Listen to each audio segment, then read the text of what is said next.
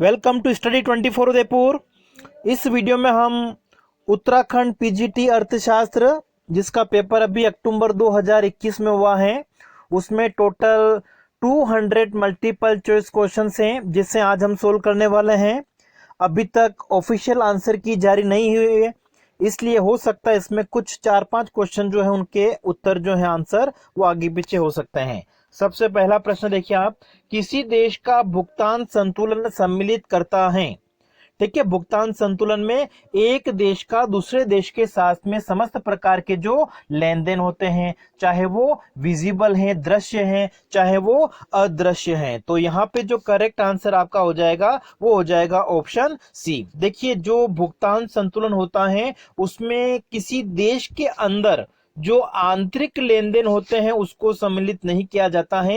एक देश का दूसरे देशों के साथ में जो लेन देन होता है उसी को हम शामिल करेंगे, इसलिए करेक्ट आंसर आपका इसमें ऑप्शन सी होना चाहिए।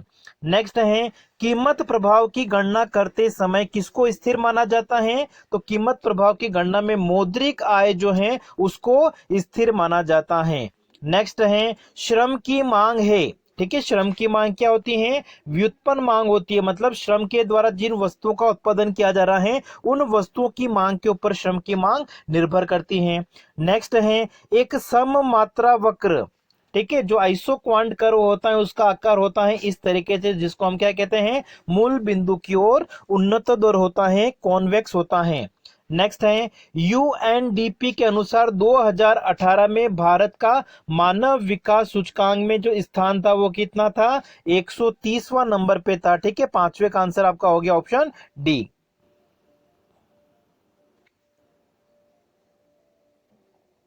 नेक्स्ट देखिए, निम्नलिखित में से किस वर्ष में भारत का व्यापार संतुलन घाटे में नहीं रहा है? 76-77 में।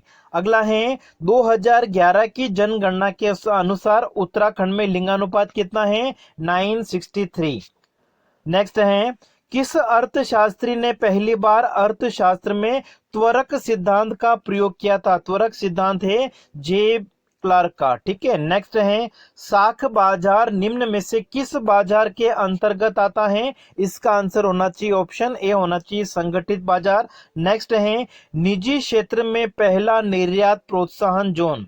देखिए, जो पहला निर्यात प्रोत्साहन जोन है वो कांडला में स्थापित हुआ है, वो गवर्नमेंट सेक्टर का था, लेकिन निजी क्षेत्र का यहाँ पे पूछा हुआ है, इसलिए करेक्ट आंसर हो जाएगा ऑप्शन डी। निजी क्षेत्र का पहला निर्यात प्रोत्साहन जोन जो है वो सूरत में स्थापित हुआ है। अगला देखिए, पड़ोसी वक्र का अभिप्राय। ठीक है, इसका आंसर ऑप्शन ए हो सकता है, फिर भी फाइनल आंसर की आने के बाद में इसको आपको मिलाना है।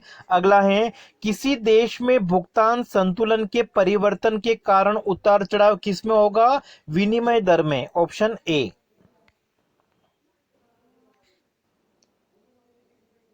अगला है, अर्थशास्त्र की प्रमुख समस्या क्या है? चयन की समस्या, प्रॉब्लम ऑफ चॉइस।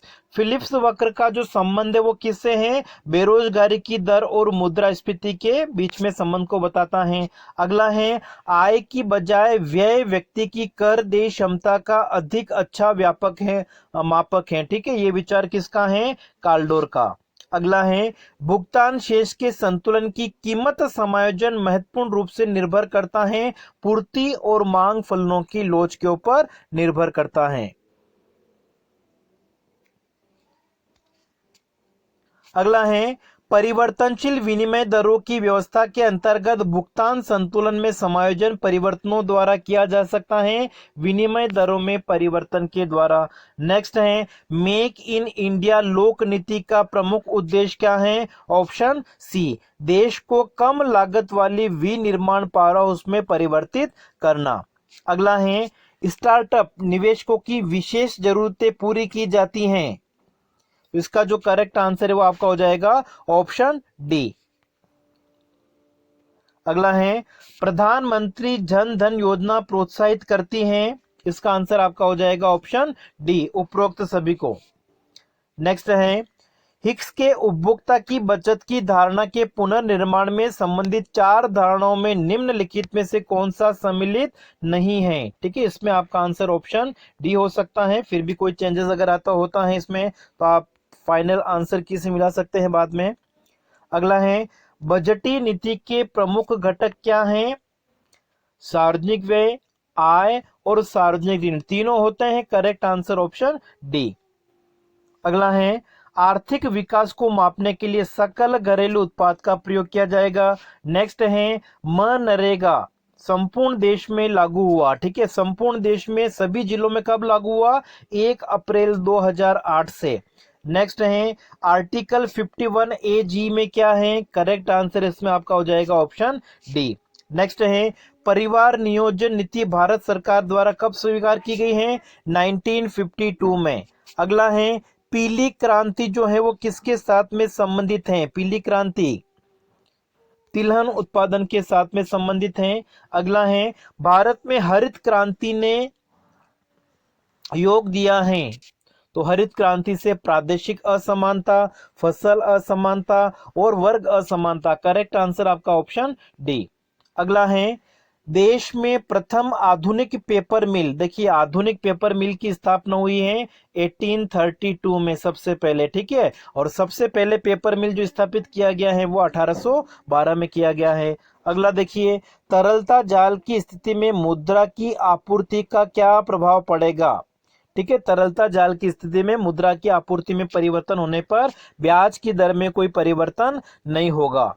अगला है, निम्नलिखित में से कौन ऋण योग्य कोषों की आपूर्ति का घटक नहीं है? तो यहाँ पे जो करेक्ट आंसर है वो आपका हो जाएगा ऑप्शन बी, संचय। संचय जो है वो ऋण योग्य कोषों की आपूर्ति का घटक नहीं होता है। अगला है, यदि नकद आरक्षित अनुपात 20% है और 10 लाख रुपए जमा कितना साख का सृजन करेगा? तो आरक्षित जमानुपात अगर 20%, इसका मतलब साख गुणक हो गया आपका 1/20%। ठीक है, जिसमें आ जाएगा आपका 5, और 10 लाख का 5 गुना कितना होता है? 50 लाख। ठीक है, जो आपको ऑप्शन ने नहीं दे रखा है तो इसके आपके बोनस मार्क्स मिलने चाहिए। नेक्स्ट है, स्वायत्त विनियोग वक्र का आकार। स्वायत्त विनियोग वक्र इस तरीके से होता है, एक्स अक्ष के समानांतर, जिसको कहा जाता है क्षैतिज रेखा। नेक्स्ट है, केंद्र सरकार ने प्याज निर्यात पर परोक्ष रूप से रोक लगाने के लिए उसका विधिक न्यूनतम निर्यात मूल्य $850 प्रति टन निर्धारित किया है। अगला है, मुद्रा योजना जो है वो एमएसएमई सेक्टर के लिए प्रारंभ की गई है। अगला है, आर्थिक सुधारों के बाद व्यापार नीति में सम्मिलित नहीं है। तो इसका जो करेक्ट आंसर है वो आपका हो जाएगा ऑप्शन डी, सरकारी संस्थाओं द्वारा व्यापार वृद्धि। अगला है, निम्नलिखित में से कौन सा एक नीति आयोग के कार्यों में सम्मिलित नहीं है? तो नीति आयोग जो है वो केंद्र के द्वारा जो भी फंड जारी किया जाता है उसको राज्यों को आवंटित नहीं करने का काम करेगा। ठीक है, आवंटित करेगा नहीं करेगा। अगला है, अब नए विनिर्माण इकाइयों पर कारपोरेट कर की प्रभावी दर कितनी है? 15%। अगला है, 2011 की जनगणना के अनुसार भारत की शहरी जनसंख्या कितनी मिलियन आकलित की गई है? 377.1। द्वितीय पंचवर्षीय योजना में सर्वाधिक महत्व किसको दिया गया है? औद्योगिकरण को। Option D. पीछे की ओर झुका हुआ एंजल वक्र किससे संबंधित होता है? निकृष्ट वस्तुओं के साथ में, इंफीरियर गुड्स। Option B. अगला है, जब औसत लागत गिर रही है तो सीमांत लागत की प्रवृत्ति क्या होगी? तो औसत लागत जब घटती है तो सीमांत लागत घटती हुई भी हो सकती है और एक बिंदु के बाद में वो कभी बढ़ती हुई भी हो सकती है। तो इसमें करेक्ट आंसर ऑप्शन सी होना चाहिए। अगला है, बहुलता के बीच निर्धनता का विरोधाभास किसानों को सहन करना पड़ता है क्योंकि उनकी जो कृषि होती है, ठीक है, वो कैसी होती है? एक तरह से बेलोचदार होती हैं। अगला है, दीर्घकालीन औसत लागत वक्र को इस नाम से भी जाना जाता है, लिफाफा वक्र। राष्ट्रीय खनिज अन्वेषण नीति जो है वो कब शुरू की गई? 2016 में। निम्नलिखित में से ग्रामीण वित्त पोषण हेतु शीर्ष संस्था कौन सी है? नाबार्ड।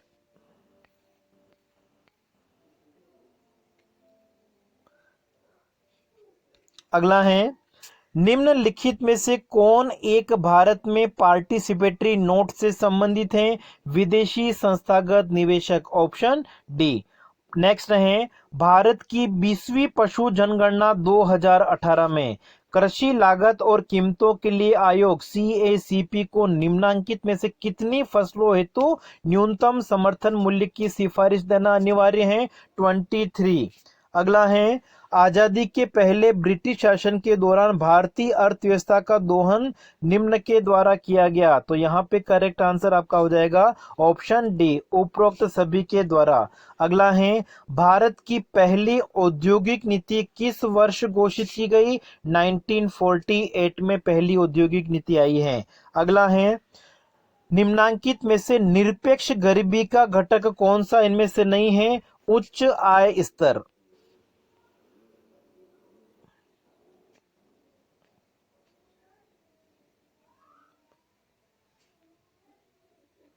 अगला है, विनिमय नियंत्रण की प्रत्यक्ष विधियां हस्तक्षेप और विनिमय प्रतिबंध दोनों हैं। ऑप्शन सी, ए एवं बी दोनों।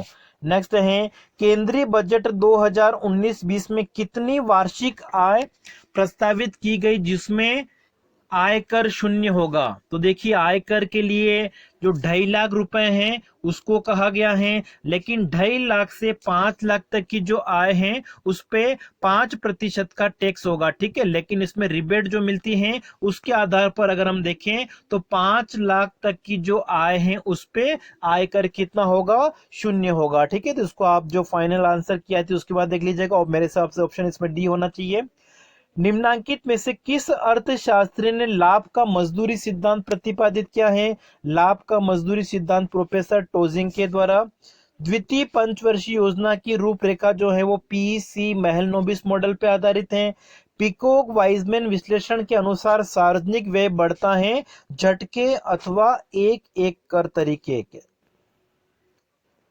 अगला है, लघु कारखाना विधेयक लघु विनिर्माण इकाइयों में काम करने और सेवा शर्तों का विनिमय करता है जो रोजगार प्रदान करते हैं। इसमें होना चाहिए ऑप्शन सी होना चाहिए, फिर भी इसको आप फाइनल आंसर की के साथ मिलाइए।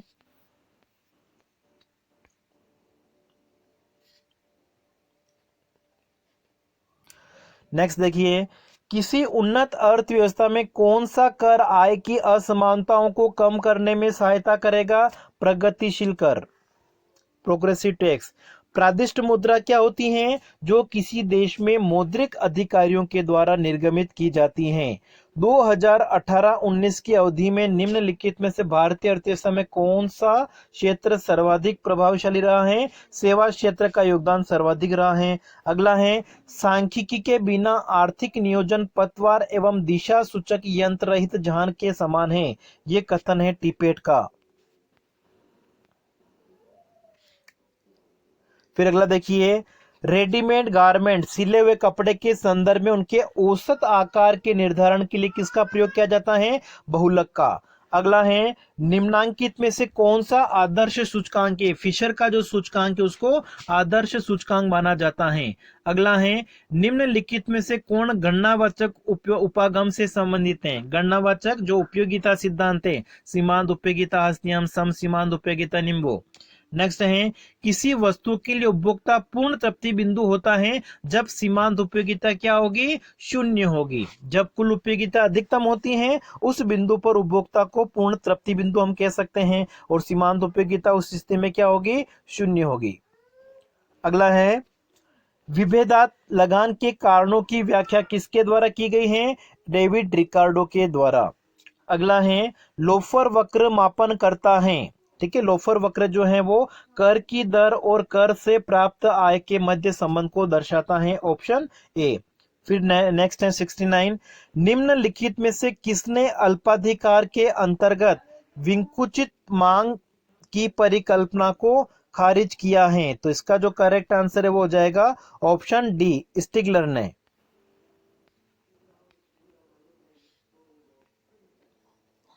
अगला है, 15वें वित्त आयोग के अध्यक्ष श्री NK सिंह। अगला है, भारत में पर्यावरण संरक्षण अधिनियम जो है वो कब लागू किया गया? 1986 में। अगला है, भारत में नोट निर्गमन की कौन सी पद्धति अपनाई गई? न्यूनतम निधि पद्धति, मिनिमम रिजर्व सिस्टम। अगला है आरबीआई की स्थापना के समय बैंक दर, ठीक है, आरबीआई की स्थापना हुई थी 1935 में, और उस समय जो बैंक दर थी सबसे पहले वो कितनी थी, 3.5%। नेक्स्ट है इकोनॉमी ऑफ इम्परफेक्ट कंपटीशन के लेखक कौन है, श्रीमती जॉन रॉबिन्सन। अगला है निम्नलिखित में से कौन सा कार्य व्यापारिक बैंकों का नहीं है, ठीक है, व्यापारिक बैंक मुद्रा का निर्गमन नहीं करते, मुद्रा का निर्गमन करने का जो कार्य है वो किन द्वारा किया जाता है। अगला है विदेशी विनिमय जोखिम अथवा सुरक्षा को क्या कहा जाता है, हेजिंग कहा जाता है, ऑप्शन ए। अगला है विदेशी मुद्रा प्रबंधन अधिनियम फेमा लागू हुआ, ठीक है, 1 जून 2000 को। भारत में जीएसटी की अधिकतम कर की दर कितनी है, 28%। भारत का सर्वाधिक जनसंख्या वाला राज्य कौन सा है, उत्तर प्रदेश। अगला है निम्नांकित में से कौन सा एक मिल्टन फ्रीडमैन द्वारा विकसित मुद्रा के मांग के फलन का चर नहीं है, तरलता का स्तर, इसमें होना चाहिए ऑप्शन बी।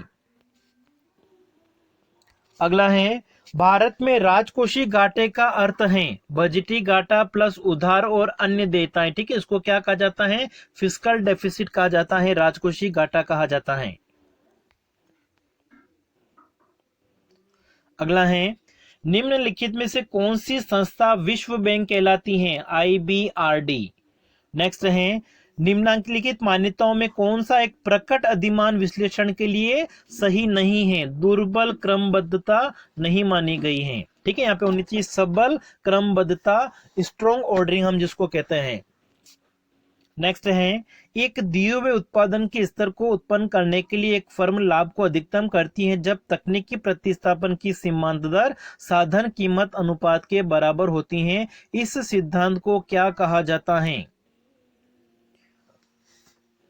ठीक है, इसमें ऑप्शन ए होना चाहिए, फिर भी आंसर किसे मिलाएंगे इसको। अगला देखिए निम्न वक्रों में से कौन एक यू आकार का नहीं होता है, औसत स्थिर लागत वक्र। अब देखिए किसी क्वेश्चन में कोई मिस्टेक हो जाती है तो आप कमेंट बॉक्स में बताइए, उसको मैं चेक करके फिर आपको वापस बता दूंगा। कमेंट बॉक्स आप एक बार चेक कर लेना बाद में, जिसमें जो भी करेक्शन होगा, चेंजेस होगा, वो आपको मिल जाएगा। नेक्स्ट है उपभोक्ता संभवतः विविध वस्तुएं प्राप्त करते हैं, ठीक है, अपूर्ण प्रतियोगिता के अंतर प्राप्त करेंगे, क्योंकि अपूर्ण प्रतियोगिता में वस्तु विभेद, अलग अलग प्रकार की वस्तुओं का उत्पादन किया जाता है, वो समरूप वस्तुएं नहीं होती हैं। नेक्स्ट है कीमत विभेद करने का उद्देश्य क्या होता है, लाभ को अधिकतम करना और अपना विक्रय बढ़ाना। नेक्स्ट है निम्न में से कौन सा एक एकाधिकार की विशेषता नहीं है, स्वतंत्र प्रवेश एवं बहिर्गमन, ये कहां पे पाया जाता है, पूर्ण प्रतियोगिता में। पूर्ति अपनी मांग स्वयं जनित करती है, बिल्कुल सिंपल सा है, ये जे.बी. से का कथन है। अगला है आभास लगान संबंधित है, ठीक है, आभास लगान क्या होता है, कुल आगम में से कुल परिवर्तनशील लागत को हम माइनस कर दें। अगला है निम्नलिखित में से भारत में जीएसटी परिषद का अध्यक्ष कौन होता है, जो केंद्रीय वित्त मंत्री होता है, फाइनेंस मिनिस्टर। अगला है कुल लागत अधिकतम होती है जब, ठीक है, इसमें आंसर शायद ऑप्शन सी होना चाहिए। अगला है लगान का आधुनिक सिद्धांत विकसित किया गया है, ठीक है, लगान का जो आधुनिक सिद्धांत है वो जॉन रॉबिन्सन के द्वारा विकसित किया गया है। अगला है आय प्रवाह की मान्यता के अनुसार एक अर्थव्यवस्था में दो क्षेत्र होते हैं, ठीक है, दो क्षेत्र कौन कौन से हैं, पहला होता है परिवार और दूसरा होता है फर्म, हाउस होल्ड और बिजनेस फर्म, ऑप्शन आपका सी होगा इसमें। अगला है लागत जन्य स्फीति उत्पन्न होती है, मजदूरी में वृद्धि से भी हो सकती हैं, कच्चे माल की कीमतों में वृद्धि के कारण हो सकती हैं, कीमतों में क्षेत्रीय वृद्धि के कारण हो सकती हैं, तो यहाँ पे जो आपका ऑप्शन होना चाहिए डी होना चाहिए, ये लागत जन्य स्फीति का कारण सभी हो सकते हैं। क्रय शक्ति समता नियम जो है वो गुस्ताव केसल के द्वारा विकसित किया गया, ऑप्शन सी। अगला है आय का चक्रीय प्रवाह स्थिर रहेगा जब, तो इसमें correct answer option A, S plus T plus M जो है इक्वल होना चाहिए I plus G plus X के। नेक्स्ट है भारत में सीमांत जोतों का आकार कितना है, 1 हेक्टेयर से भी कम है। नेक्स्ट, निम्नलिखित में से कौन सा सतत विकास लक्ष्य है जो सभी के लिए पानी और स्वच्छता की उपलब्धता और स्थायी प्रबंध को सुनिश्चित करने के लक्षित हैं? SDG 6। फिर नेक्स्ट है, परेटो इष्टतम की स्थिति इसके अंतर्गत सही रहती है। परेटो अनुकूलतम जो होता है वो पूर्ण प्रतियोगिता के साथ में संबंधित है। अगला देखिए, भारतीय नियोजन में योजना अवकाश 1966 से 69 की जो अवधि है, प्रोफेसर नाइट के अनुसार लाभ, ठीक है, प्रोफेसर नाइट का जो लाभ का सिद्धांत है वो लाभ का अनिश्चितता सिद्धांत कहा जाता है कि व्यवसाय क्या करता है, व्यवसाय में अनिश्चितता को उठाता है, उसके बदले में उसको लाभ मिलता है। अगला है, मानव विकास के अनिवार्य घटक कौन से हैं? ऑप्शन डी, उपरोक्त सभी। नेक्स्ट है, जब दो या दो से अधिक देश मध्य व्यापार को बढ़ावा देने के लिए आयात अभ्यंश तथा प्रशुल्क समाप्त करने के लिए समझौता करते हैं तो ऐसे देशों को समूह को क्या कहा जाएगा? मुक्त व्यापार क्षेत्र कहा जाएगा, फ्री ट्रेड एरिया। अगला है, 12वीं पंचवर्षीय योजना के मुख्य उद्देश्य थे तेज, सतत और अधिक समावेशी विकास। ऑप्शन सी होगा इसमें। अगला है, भुगतान संतुलन में घाटे को निम्नलिखित में से किसके द्वारा सही किया जा सकता है? भुगतान संतुलन में अगर घाटा है तो ब्याज दर में वृद्धि के द्वारा, ठीक है, ऑप्शन इसमें सी होना चाहिए। अगला है, WTO विश्व व्यापार संगठन का जो मुख्यालय है वो कहां पे? जेनेवा। अगला है, भारत सरकार द्वारा शुरू की गई मिशन इंद्रधनुष बच्चों के टीकाकरण से संबंधित है। ऑप्शन ए, बच्चों का प्रतिरक्षण। अगला है, डिबेंचर होल्डर कंपनी के होते हैं, क्रेडिटर होते हैं, ऋणदाता।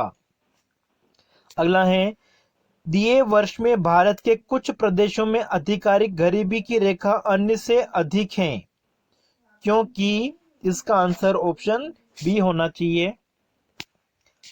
अगला है, MSME की नई परिभाषा के अनुसार लघु उद्योगों की निवेश की सीमा बढ़ाई गई है, ठीक है, बढ़ा के कितनी कर दी गई है? 1 करोड़। नेक्स्ट है, किसी देश का जनसंख्या पिरामिड क्या प्रदर्शित करेगा? पुरुष एवं महिला जनसंख्या की जो आयु संरचना है उसको प्रदर्शित करता है।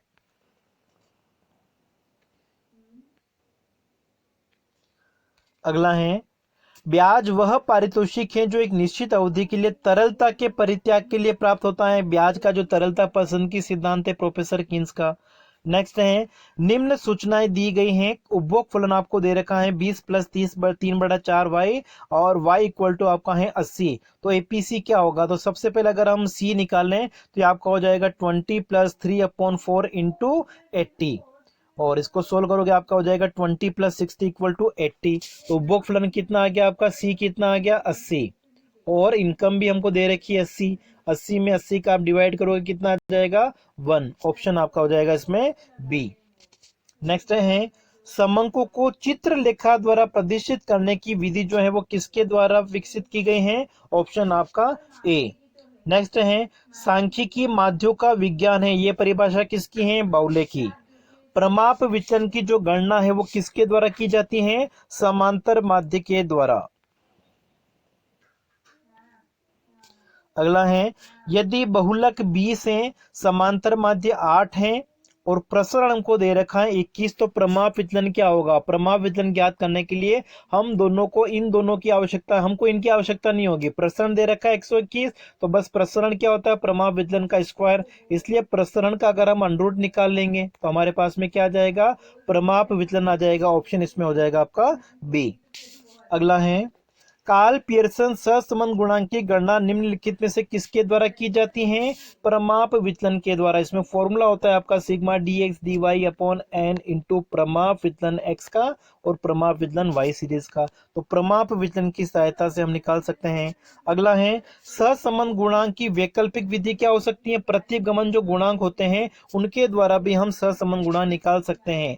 प्रतिगमन गुणांक कौन कौन से होते हैं? bxy और byx, दोनों को मल्टीप्लाई करके अगर उसका हम अंडर निकाल देंगे तो करेक्ट आंसर इसमें आपका हो जाएगा ऑप्शन बी। नेक्स्ट है, प्रश्नावली का उपयोग निम्नलिखित में से किस प्रकार के आंकड़ों के संग्रहण के लिए किया जाता है? जब अनुसंधानकर्ता पहली बार कोई आंकड़े एकत्रित कर रहा है, प्राथमिक आंकड़े। नेक्स्ट है 2011 की जनगणना के अनुसार सर्वाधिक जनसंख्या वाला जनपद कौन सा है? हरिद्वार। नेक्स्ट है प्रमुख पहल सूर्योदय जो है वो स्टील इस्पात के उत्पादन के साथ में संबंधित है। अगला है प्रधानमंत्री अन्नदाता आय संरक्षण अभियान पीएम जो है वो किसके साथ में संबंधित है? ऑप्शन आपका डी। नेक्स्ट है यदि मांग पूर्णतया बेरोजगार है तो मूल्य में 10% की वृद्धि होती है, तो क्या होगा? मांग में किसी प्रकार का कोई परिवर्तन नहीं होगा। ठीक है, तो इसमें करेक्ट आंसर हो जाएगा ऑप्शन डी। अगला है उत्पादन संभावना वक्र आधारित होता है। उत्पादन संभावना वक्र को हम मार्शल एजवर्थ आउटपुट बॉक्स जो है उसमें जो प्रसंविदा वक्र होते हैं, कॉन्ट्रैक्ट कर्व होते हैं, उसकी सहायता से बना सकते हैं। अगला है अर्थशास्त्र में साम्य के संबंध में कौन सा कथन सत्य है? ठीक है, साम्य में क्या होता है? गति की दर में परिवर्तन नहीं होता है। ठीक है, तो ऑप्शन आपका हो जाएगा ऑप्शन इसमें बी।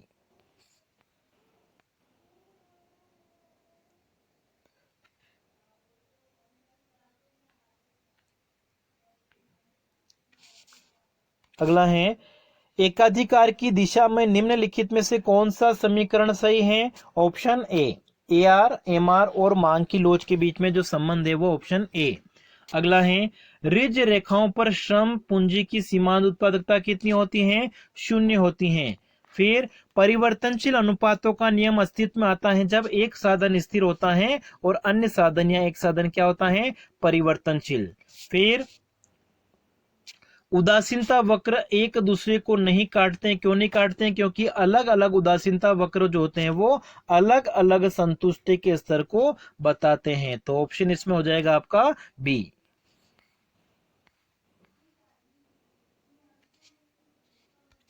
अगला है एकाधिकार के अंतर्गत उत्पादक का कुल आगम अधिकतम होगा यदि मूल्य का निर्धारण मांग वक्र के उस बिंदु पर होता है जहां पे मांग की लोच इकाई के बराबर है। Option B. अगला है साधन लागत पर शुद्ध घरेलू उत्पाद। ठीक है, साधन लागत पे शुद्ध घरेलू उत्पाद निकालने के लिए बाजार मूल्य पर जो सकल घरेलू उत्पाद है उसमें से मूल्यह्रास को माइनस किया जाएगा, अप्रत्यक्ष कर को माइनस किया जाएगा और सब्सिडी को हम जोड़ देंगे। ऑप्शन ए होगा। अगला है स्थिर विनियोग में सभी आवासीय निर्माण कार्यों व इन्वेंट्री निवेश को सम्मिलित किया जाता है, तो इसको हम क्या कहेंगे? सकल घरेलू विनियोग कहेंगे। Option B.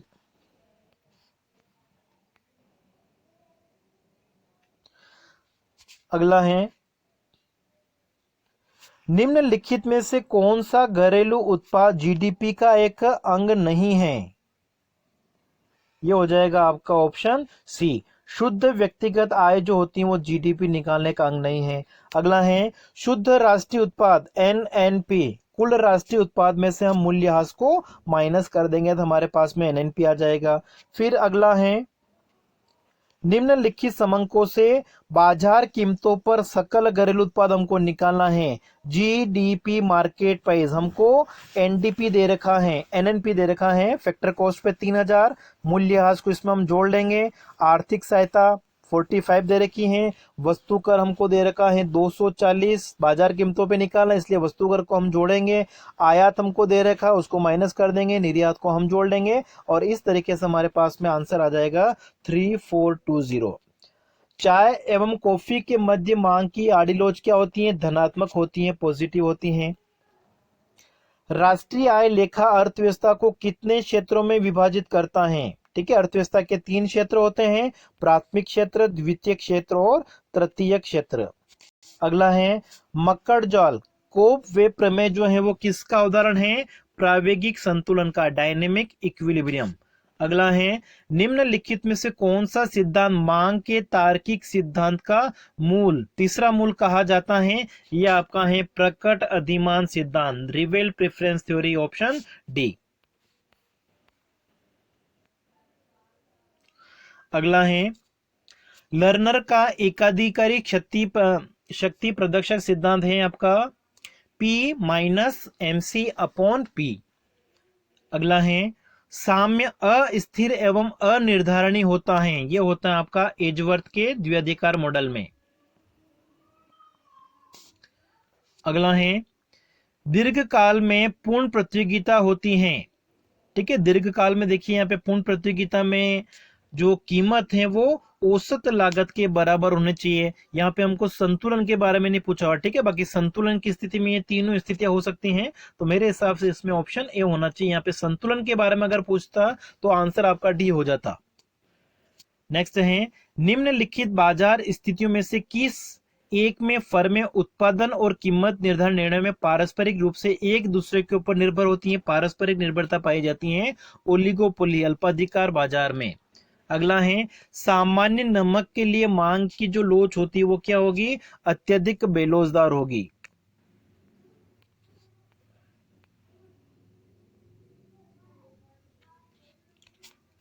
अगला है मुद्रा के स्थितिक कार्य का संबंध है, ठीक है। मीडियम ऑफ एक्सचेंज मूल्य का विनिमय का माध्यम है। फिर है विक्रय लागत जो है वो किसको कही जाएगी? विज्ञापन व्यय को। फिर फिशर का जो विनिमय समीकरण है वो तीनों समीकरण सही हैं, ऑप्शन इसमें हो जाएगा डी।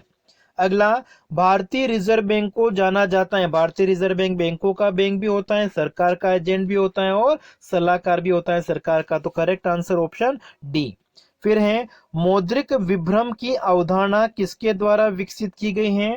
तो यहां पे आंसर आपका हो जाएगा ऑप्शन बी होना चाहिए, किन्स के द्वारा। अगला है बैंकों द्वारा नकद एवं परिसंपत्तियों को निर्धारित अनुपात में बनाए रखने के कहा जाता है वैधानिक तरलता अनुपात SLR। फिर है निम्नलिखित में से कौन सा वक्र आयताकार अतिपरवलय होता है? औसत स्थिर लागत वक्र, ठीक है। ऑप्शन आपका हो जाएगा बी। AFC वक्र जो होता है वो आयताकार अतिपरवलय होता है।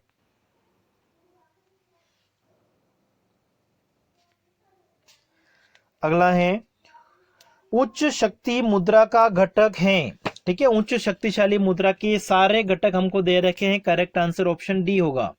अगला है निम्न में से कौन सा केंद्रीय बैंक का साख नियंत्रण का उपकरण नहीं है? साख सृजन, ठीक है, ये उपकरण नहीं है। अगला है विनियोजन लेखा कहा जाता है, ठीक है। विनियोजन लेखा जो है वो चालू खाते को कहा जाता है, उसमें ऑप्शन डी हो सकता है। अगला है भारत में सकल मूल्य संवर्धन GVA व्यक्त करता है, ठीक है, उत्पादन विधि के साथ में संबंधित है, इसलिए ऑप्शन ए होना चाहिए। इसमें अर्थव्यवस्था का पूर्ति पक्ष जो है वो बताता है। फिर है निम्नलिखित में से किस अर्थशास्त्री ने निर्धनता के दुष्चक्र का विचार दिया था? ठीक है, निर्धनता का जो दुष्चक्र का विचार है वो रेगनर नर्कसे के साथ में संबंधित है। फिर है निम्नलिखित में से कौन सा M1 में शामिल है? M1, ठीक है, M1 में आपका आ जाएगा डिमांड डिपॉजिट, मांग जमाएं। फिर है RBI निम्न में से किसके द्वारा भारत में विदेशी व्यापार को वित्त प्रदान करने में मदद करता है? EXIM bank, option B. स्फीति की मुख्य विशेषताएं हैं, ठीक है। मुद्रास्फीति में घाटे के बजट में वृद्धि होती है, मुद्रा पूर्ति में भी वृद्धि होती है, लोगों की आय भी बढ़ती है, ऑप्शन डी। अगला है सापेक्ष गरीबी मिलती है विकासशील देशों में। अवसर लागत अगले सर्वोत्तम विकल्प के रूप में जो त्याग किया जाता है।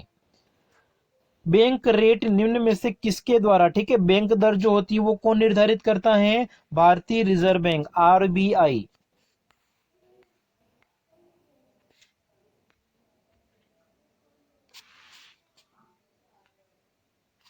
अगला है क्या होता है जब दो भिन्न फर्मों के दो भिन्न प्रतिक्रिया वक्र एक दूसरे को काटते हैं? तो वहां पे कुर्नो संतुलन होता है, ऑप्शन ए।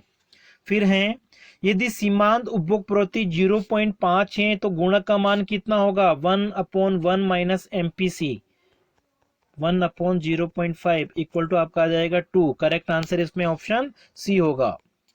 अगला है निष्पन्द स्फीति स्टैगफ्लेशन की जो स्थिति है उसमें मुद्रास्फीति भी होती है और बेरोजगारी भी पाई जाती है, ऑप्शन आपका सी। अगला है मांग प्रेरित स्फीति उत्पन्न होती है जब वस्तुओं की मांग क्या होगी अर्थव्यवस्था में बढ़ती है। अगला है स्फीति के प्रतिशत सिद्धांत के अनुसार कीमत स्तर मुद्रा की पूर्ति की लोच है इकाई के बराबर। जिस अनुपात में मुद्रा की पूर्ति बढ़ेगी कि जो कीमत स्तर है वो भी उसी अनुपात में बढ़ता है।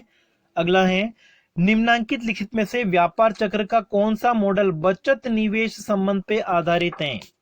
ठीक है, बचत और निवेश का जो संबंध है वो कार्डोर मॉडल के साथ में होना चाहिए, ऑप्शन सी। नेक्स्ट है प्रभावी मांग का विचार सर्वप्रथम किसने दिया।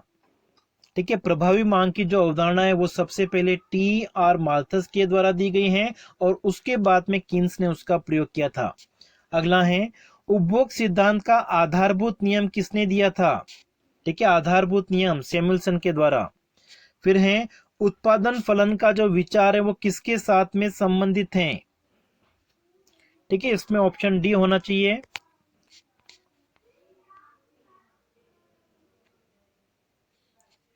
फिर अगला है जेंडर बजटिंग से तात्पर्य है। ठीक है, जेंडर बजटिंग में पुरुष और महिलाओं के लिए पृथक बजट की व्यवस्था होती है और भारत में अगर हम देखें तो जेंडर बजटिंग का जो उद्देश्य है वो क्या है, महिला सशक्तिकरण के उपकरण के रूप में इसका प्रयोग किया जाता है। लेकिन अर्थ की अगर हम बात करें तो जेंडर बजटिंग का मतलब पुरुष और महिलाओं के लिए पृथक बजट से होना चाहिए। भारत में इसका उद्देश्य क्या है, महिला सशक्तिकरण। तो इसमें से आंसर ऑप्शन डी हो सकता है।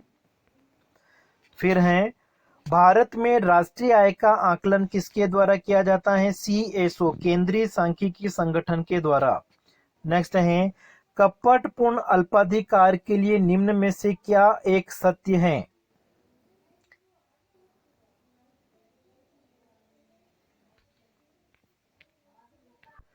तो आपका होना चाहिए ऑप्शन डी।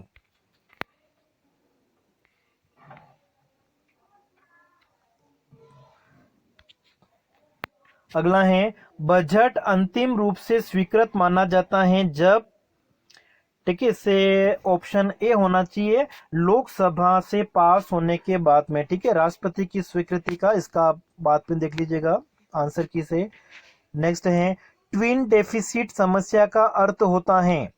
ठीक है, जब उच्च राजकोषीय घाटे के साथ साथ में उच्च चालू खाता घाटा भी होता है, ऑप्शन डी। नेक्स्ट है केंद्रीय सरकार की पूंजी प्राप्तियों की प्रमुख मदें। ठीक है, पूंजी प्राप्तियां जिनको वापस चुकाना होता है तो बाजार से जो उधार लिए गए हैं, ऑप्शन ए।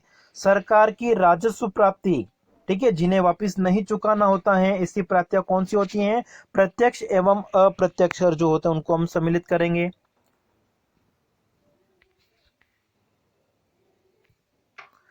अगला है रोजगार गुणक का जो विचार है वो किसके द्वारा विकसित किया गया था, R.F. काहन के द्वारा। नेक्स्ट है जीरो बेस बजटिंग की जो अवधारणा है वो पीटर ए पायर के द्वारा सबसे पहले विकसित की गई थी। अगला है 2018-19 की अवधि में चालू खाते में घाटे में वृद्धि हुई है क्योंकि, तो इसका आंसर आपका होना चाहिए ऑप्शन बी होना चाहिए, जो मर्चेंडाइज आयात का निर्यात की तुलना में अपेक्षाकृत तेजी से बढ़ना। अगला है निम्नलिखित में से कौन सा एक राजस्व व्यय में सम्मिलित होता है। तो राजस्व व्यय में सब्सिडी, ब्याज भुगतान और पेंशन ये सभी आएंगे, ऑप्शन डी। अगला है आरबीआई मूल्य तक के नोटों का मुद्रण कर सकता है 10,000 रुपए तक। अगला है केंद्रीय बजट 2019-20 में कितनी आय से अधिक पर 37% का अधिभार लगाया जाएगा, 5 करोड़ से अधिक। अगला है इनमें से कौन संसद में संघीय बजट तैयार कर एवं प्रस्तुत करने के लिए जिम्मेदार है, आर्थिक मामलों का जो विभाग होता है। रिजर्व बैंक ऑफ इंडिया का मुख्यालय कहां पे है, मुंबई में।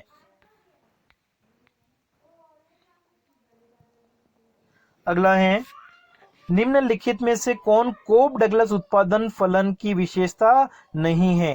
तो इसमें आंसर आपका हो जाएगा ऑप्शन डी, फिर अगला है, एक गिफिन वस्तु के लिए मूल्य और मांग के संबंध, ठीक है, जो मांग वक्र होगा वो धनात्मक ढाल का होगा, ऊपर की ओर जाता हुआ। अगला है, किस दशक में भारत की जनसंख्या वृद्धि दर ऋणात्मक रही है? 1911 से 1921 में।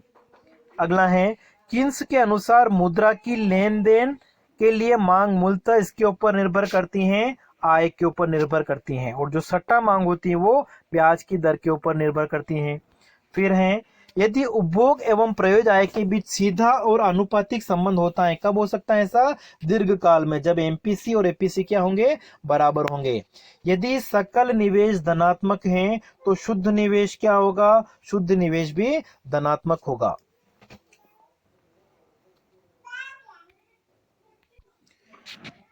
ठीक है, इसका फिर भी मिला लेंगे बाद में। अगला है, किस मूल्य में वर्तमान मूल्य पर राष्ट्रीय उत्पाद स्थिर मूल्य पर राष्ट्रीय उत्पाद से अधिक होता है? जब कीमत स्तर क्या होता है? बढ़ता होता है, ऑप्शन बी। फिर, एक बंद आत्मनिर्भर अर्थव्यवस्था के लिए निम्नलिखित में से कौन सही नहीं है? कौन सही है? ठीक है, तो बंद अर्थव्यवस्था में क्या होगा? जीडीपी जो है वो जीएनपी के बराबर होगी। नेक्स्ट है, निम्नलिखित में से कौन राजकोषीय नीति का उद्देश्य नहीं है? तो राजकोषीय नीति में रोजगार सृजन, आर्थिक वृद्धि और गरीबी कम करना तीनों को सम्मिलित किया जाएगा। ब्याज दर को स्थिर करना वो इसके साथ में संबंधित नहीं होगा। अगला है, बजटीय घाटे की गणना करते समय निम्न में से किसे महत्व नहीं दिया जाता है? भुगतान संतुलन घाटे को। अगला है, अवमूल्यन के पश्चात एक देश का भुगतान संतुलन सुदृढ़ हो सकता है यदि निर्यात एवं आयात की मांग की लोच क्या होती है? इकाई से अधिक होनी चाहिए, ऑप्शन ए। और फिर अंतिम प्रश्न आज का हमारा है, एक अर्थव्यवस्था में उच्च घाटा उत्पन्न करता है। उच्च घाटे से क्या होगा? अर्थव्यवस्था में मुद्रास्फीति, मुद्रा प्रसार की जो स्थिति है वो उत्पन्न हो जाएगी। तो ये हमारा एक प्रयास रहा, इसमें जितने क्वेश्चन हमने प्रयास किया कि सही से सही हो जाए, और किसी में अगर कोई मिस्टेक होगी तो बाद में आप उसमें कमेंट बॉक्स में देख लेना, उसमें जो भी करेक्शन होगा वो आपको मिल जाएगा।